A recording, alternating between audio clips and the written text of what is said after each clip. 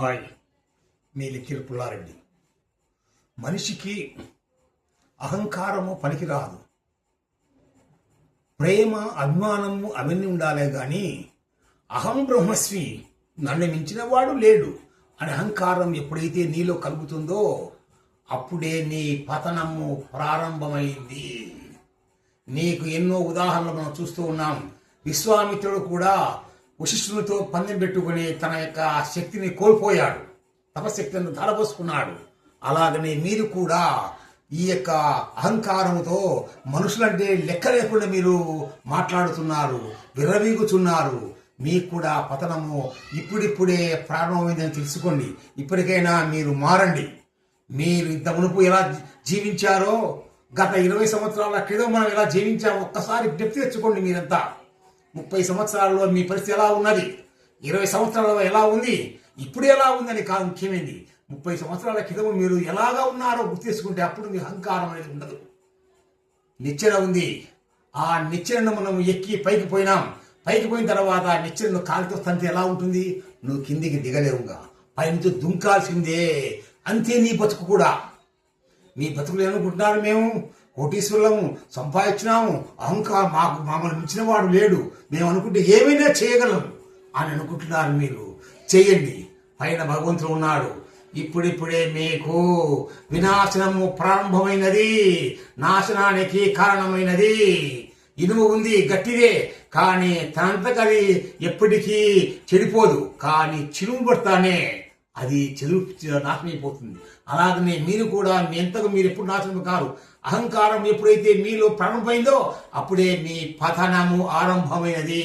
ఇప్పటికైనా తెలుసుకొని మంచిగా మసులుకోండి. మీకు చిన్న ఉదాహరణ చెప్తాను. ఒక రాజు ఉన్నాడు. ఆ రాజు ఏమనుకున్నాడు? తను చెప్పిందే వేదం. ఎంతమంది వచ్చినా కానీ అతనప్పుడు కూర్చొని మిగతా వాళ్ళందరూ నిలబెట్టుకొని మాట్లాడేవాడు. తనకంటే గొప్ప వాళ్ళు కానీ ఎవరైనా వచ్చినా కానీ అంత అహంకారంతో. ఇంకొక రాజు ఉన్నాడు. ఆయన ఏం చేశాడు? నిలబడుకొని అందరిని నిలబడుకునేట్టు చేసి అతను నిలబడుకొని చేసి ఈ విధంగా అహంకారం ప్రవర్తిస్తున్నారు. ఇలాంటి యొక్క రాజులందరూ నాశనమైపోతున్నారు. కాబట్టి ఒకటి చెప్తా, ఒక రాజు తను చెప్పింది వేదం అనుకొని పరిపాలన చేస్తూ ఉన్నాడు. ఆ సమయంలో ఒక గొల్లవాడు అతను ఏం చేశాడంటే ఆ యొక్క మేక వేరే వాని యొక్క గోడ మేక ఎక్కి ఆ గోడను పడగొట్టింది. గొల్లవాణి యొక్క మేక.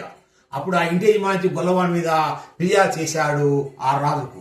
ఆ రాజు వేశాడు, ఒరే ఆ గొల్లవాడిని తెచ్చి కట్టేయండి రా అన్నాడు. అంటే ఆ గొల్లవాడు వచ్చి, రాజా నాదేం తప్పు లేదు, ఏదో నా మేక పొరపాటు చేసింది, దాన్ని శిక్ష అన్నాడు.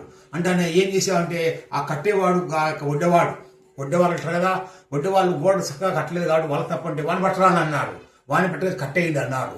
ఆ వడ్డీవాడే ఉన్నాడు, అయ్యా నాదేం తప్పు లేదు, ఆ ఇటుక సిమెంట్ సరిగ్గా లేవు అంటే వాడిని పట్టరా అన్నాడు. ఇలాగా ఆ సిమెంట్ ఇవన్నీ వాడిని పెట్టకచ్చే, అమ్మేవాడిని ఇవ్వడంటే వాడంత నకిలే ముతున్నాడు, వాడిని పట్టరా అన్నాడు. ఇలా నల్లగన్ని పెట్టకచ్చి లోపలేసి రే ఉరి తీయండి అన్నాడు అందరినీ అహంకారంతో. అంటే చిన్న తప్పుకు అహంకారంతో వాళ్ళకు పెద్ద శిక్ష వేశాడు. చేసిన చిన్న తప్పే, దాన్ని విచారించి ఏం నాయన ఏం చేసినామని ఏదో విచారణ చేసేదానికి అహంకారే నేను చెప్పింది వినండి అని వాళ్ళు మొత్తుకుంటున్నారు. అయ్యా చిన్న తప్పు స్వామి, మమ్మల్ని మన్నించండి, దీనికి నాకు శిక్ష అంటే వినలేదు. అప్పుడు ఒక తెలివైన అబ్బాయి వచ్చి అక్కడికి వచ్చి ఈ యొక్క నలుగురిని కాపాడాడు. ఎలా తెలిసినా ఆ అబ్బాయి వచ్చి ఆ రాజుతో అంటున్నాడు, రాజా ఈ నలుగురిని ఉరి తీయండి. ఈ ఉరి తీస్తే నలుగురు ఈ సమయం తీస్తే వారికి 122 సంవత్సరాల క్రితము జరిగేటువంటి యొక్క గొప్ప అనుభవం వీళ్ళకి వస్తుంది. అంటే ఈ యొక్క గొప్ప అవకాశం 122 సంవత్సరాల క్రితం ఇస్తామన్నమాట. ఎవరైతే ఈ సమయంలో ఉరి తీయబడతారో, ఎవరైతే ఈ సమయంలో చనిపోతారో వారు వచ్చే జన్మలో మహారాజుగా జన్మించి దాదాపు ఆ దేశానంతా పరిపాలిస్తాడు.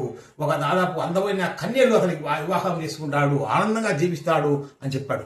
అంటే రాజు ప్రవేశిస్తాడు, ఒరే వాళ్ళ తీరురా, వాళ్ళకి ఈ అవకాశం వద్దు, తీసి పక్క పెట్టి నాకు ఉరివేయండి అన్నాడు. అప్పుడు గమక్కన నలుగురు చేశారు. రాజు చేతి ఇరిగి గట్టి ఒకడు, మెడకు ఉరేసి ఒకడు, తర్వాత ముసుగేసి ఒకడు, ఇలా నలుగురు చేసి ఆ రాజు చంపేశాడు. అంటే అహంకారంతో రాజు తనంతగా తానే చచ్చిపోయాడు. కాబట్టి మీరు కూడా అహంకారంతో వ్యవహరించకండి. ఎవరు వచ్చినా కానీ గౌరవ మర్యాదలతో కనీసం మంచిగానే మాట్లాడి, విరోధిగైనా సరే మన ఇంటికి వచ్చిన తర్వాత వాటితో మంచిగా మాట్లాడి పంపించడము మానవ ధర్మము. జై హింద్.